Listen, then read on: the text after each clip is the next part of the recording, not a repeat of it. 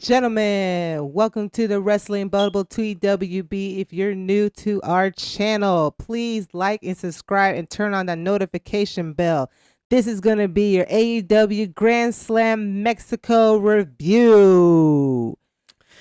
Which left all of us asking, what did we just watch? Amen to that one. What the hell? Look, I don't know how to feel about this show because, for one, these were some really large multi-man matches and really long. But that's nothing new in AEW. Okay. But there was some really good stuff on this show. But I don't know how to feel about this show. Well, this was chaotic.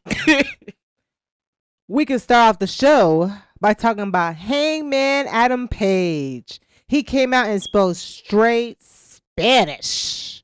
And the only thing I could tell you what he was saying was, I guess he used to live in Mexico and he cannot wrestle tonight. Hangman, you shouldn't be wrestling anyways. You have a big match on July 12th. Did we really need that promo? No. Hell no. No, not at all. And then you have Excalibur trying to translate, but Hangman was already like 5 sentences in pass, and then he just not want to translate. Like, bro, just sit there and commentary and just listen what he's saying. Honestly, if he was to cut a promo, he should have just talked about the Young Bucks, Swerve, Ospreay, like kind of just kept it like filled in the blank on how he felt about that whole situation, and then have Swerve also add something, or maybe just show Swerve with watching in the back. You know what I mean? And just whatever his reaction is to that. Whether they want to string that along to another week or confirm what we're thinking already, that Swerve is going to have a change of heart, right?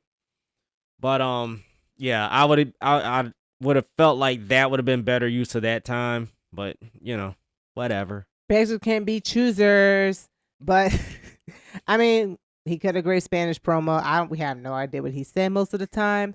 Thank you. They should at least put the words in the bottom or something, or have a translator or something. But I mean, it is what it is.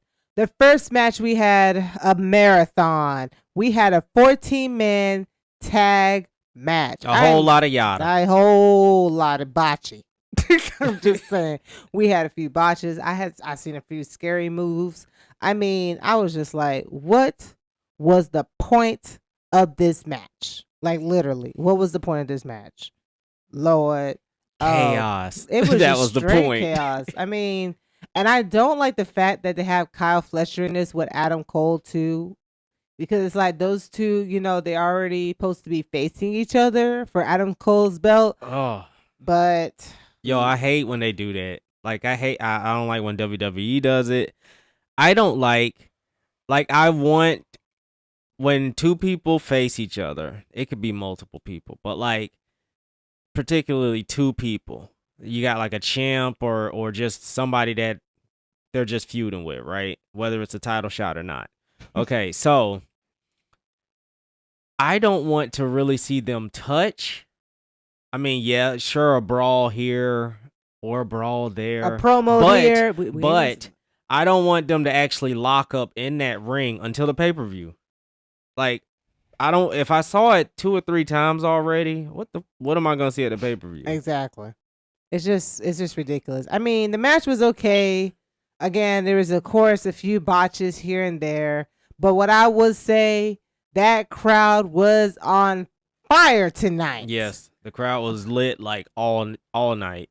I mean, they just made me want to keep watching the match. Like, what they about to do next? I mean, every match, in my opinion, had a botch here, botch there, botch.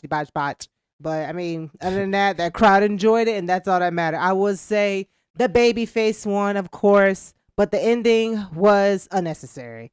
I mean, I get it. The FTR, remember, he don't even have his partner out there.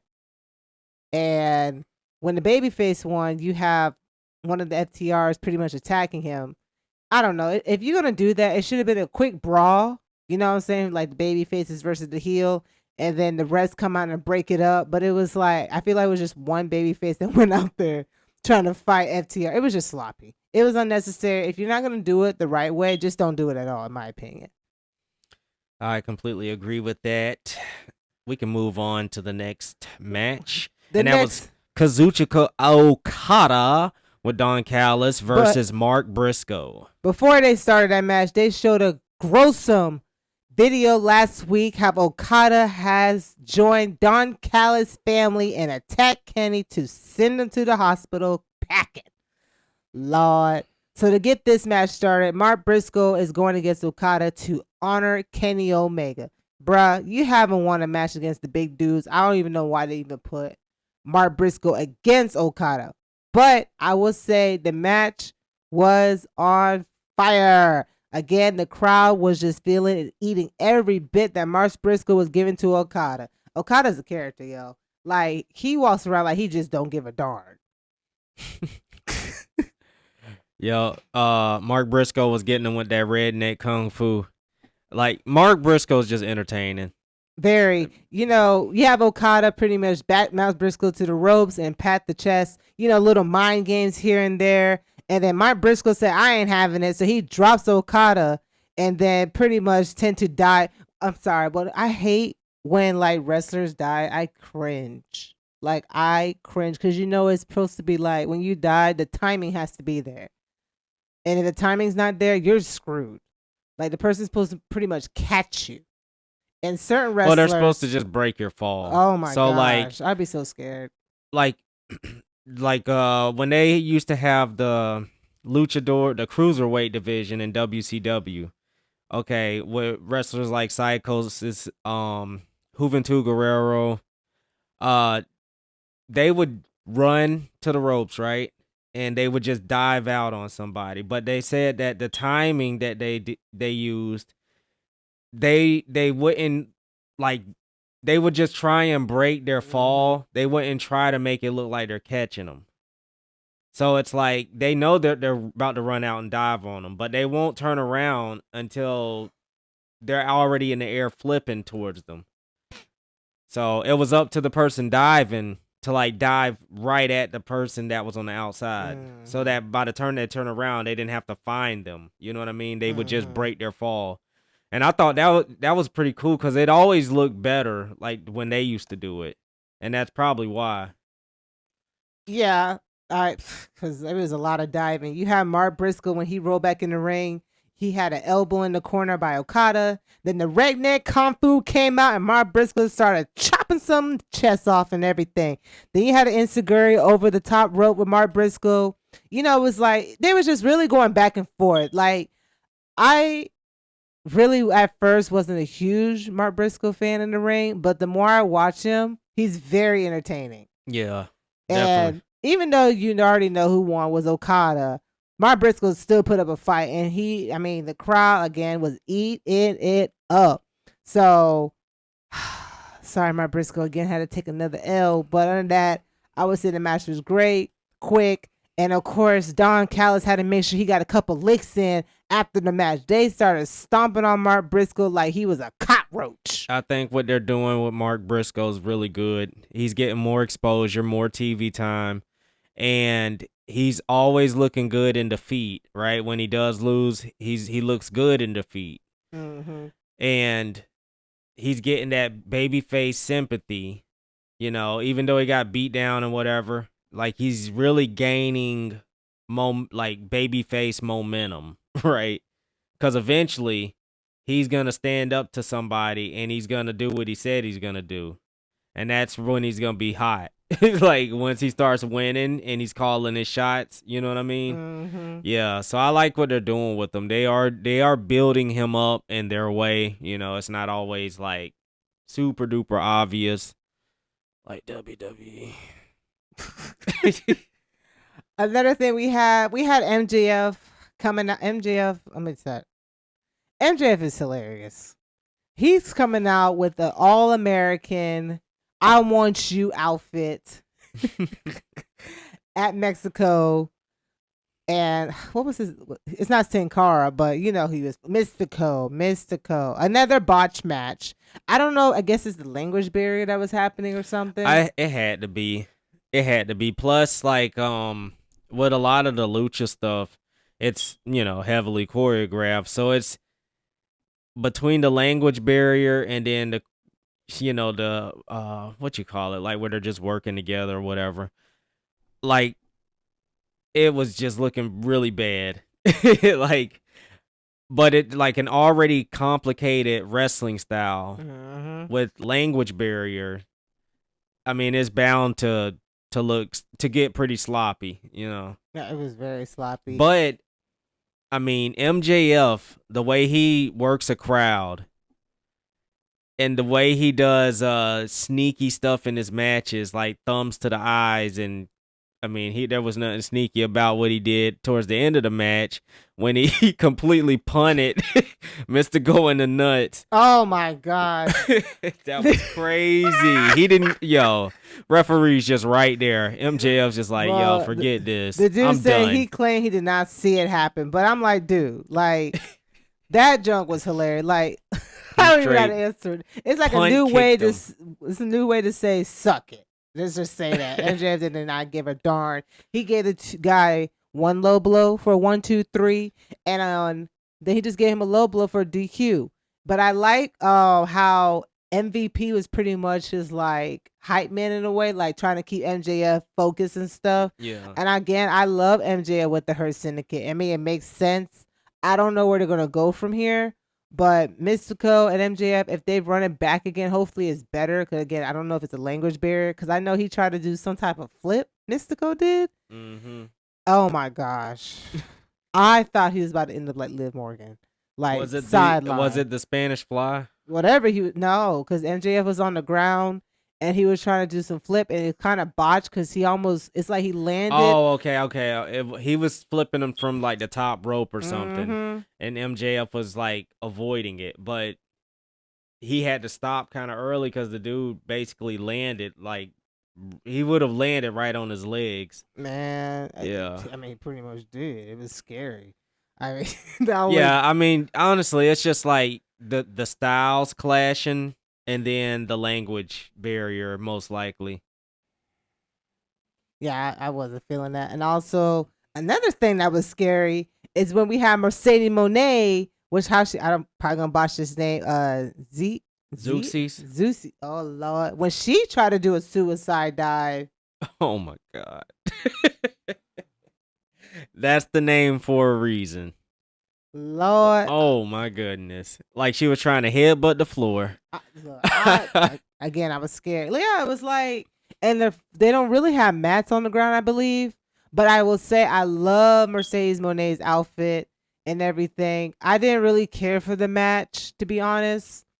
To me, it was not Mercedes' best match, in my opinion. Nah, like I mean, they had some hard hitting spots and some creative little, spots here and there, but all in all, it was just to get another belt on Mercedes. My girl, after she beat the Z girl, now she is 6 belts Mercedes? I don't know. Lord. A lot of belts Mercedes. I feel like while we're on Mercedes, now that she has 6 belts, because one of us is the Owen Hart belt, so I'll say 5. Let's just say she might have 5 or 6. And she's supposed to be facing Toni Storm on July 12th, right? All in. After this, I'm pretty sure slowly but surely she's going to start losing those belts. Of course. Once you crack the armor, they start throwing haymakers at her. So everybody going to step up like, oh, she got it. Okay, let me watch the tape back, figure out the recipe, and let's cook. Yeah, I mean... She's definitely like, I mean, Toni Storm is going to be the person, she's going to beat her. And then from there, it'll take your pick. I mean, I love it. Like, I especially love, like, pretty much, let's just skip to the end. We already know Mercedes won. So this was like, that's why I probably didn't really care for the match. But what I like how Toni Storm pretty much did a little black and white video thing. And I'm pretty sure she was probably throwing shade at Mercedes. Like, all she wanted is a bunch of gold and stuff. And after the video, you have Mina Shafir, waving to the crowd. Like, hey, it's Mina. Everyone loves Mina. And then you have Toni Storm behind Mercedes. I don't know if she was sniffing her hair or something. But all I know is all them belts went flying like raining belts everywhere. And Mercedes, girl, like let's talk about this wardrobe problem. If she didn't end that match any sooner, that whole zipper was coming down. They was just slowly coming down. So they need to work on that because she already had one wardrobe malfunction on air. You don't want another one, especially called the CEO.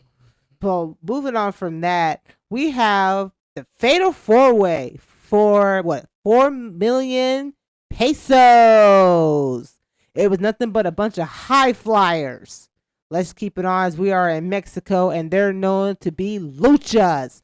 So we have Leo Rush, hologram. Then we also have Ricochet and Mascara Dorada. Lord, hologram. I ain't gonna lie. Okay, I got the theatrics and whatnot in the MJF match. Right. Entertained. Okay, so when we got to this match, I was like, yo, okay, I already know Ricochet about to act the fool in this match, and Leo Rush gonna be right there with him. And they straight knocked it out of the park with all the heel work in this match.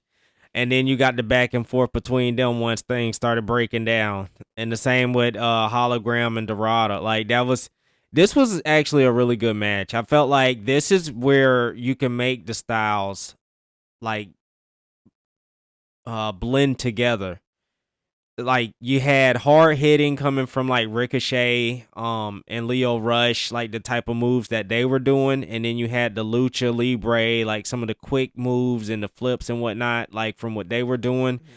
And like the way the match started out, it was almost like a tag team match, which honestly I was like, yeah, I'll pay to see that, because like I thought everybody did really good. Like this was a really good match. This was probably my favorite match on the show. It was either that or it probably MJF, honestly, just because of him being in MJF. Okay, like because we don't get it that often, so we finally got him being authentic MJF in this match. Dude, teabagged the guy.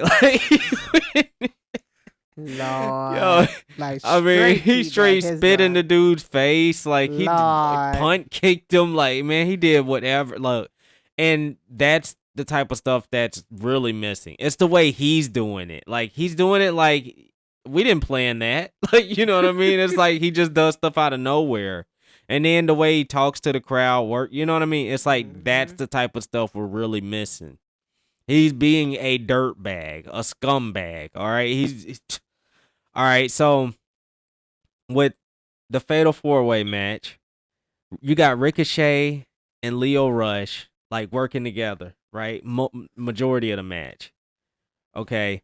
And I like what I'm seeing from Ricochet and Leo Rush. I thought they both did really good character work in this match. They were very entertaining. And I also thought Ricochet was going to hand him a business card to join his little new group. Man, for real. Like, Leo Rush shined in this match. I was never really into Leo Rush much before. But, like, recently, like, I've, like, the last 2 matches or whatever, plus, like, what he does during the match besides the wrestling moves, it's like, I don't know. It's like, I kind of like him, but, I mean, the thing is, he's so tiny. I mean... Dang, like Black Rey Mysterio. I don't know. Like, what we going for here? Like, well, I mean, that's gonna be his new nickname, Black Rey Mysterio. Black Rey. What was funny was Leo Rush, was trying to like, I guess, somewhat high five Ricochet instead of he just rub his little bald head. And everyone know Ricochet don't like that, so he just keeps doing it. I don't like that. Right, and it's like Ricochet told him stop. And then you have Leo Rush pretty much saying, I'm just trying to congratulate you. Like, bro, you couldn't just give him a pat on the back, right, shake his hand, dap him up. It's like, come on now. Here's where the comedy comes in. Man, Ricochet pushed Leo Rush so bad, you thought the daddy was about to be his child. Damn. I was like, God, dog. Yo, they were going at it though. Yeah, don't touch that ball head, bro. It's like they stepped it up a whole nother level whenever everybody was fighting each other. Like, yeah, they did really good in this match. I mean, they could run that back whenever, but like, don't do it next week. Don't please, Like, don't let it breathe. Let it breathe. You know, space Lord. it out a little bit. But yeah, this is. I think these four definitely had a lot of chemistry. Oh, most definitely. And what I called it, I was like, yo, of course Hologram's Man, gonna win. My boy Hologram was putting on a show, yo.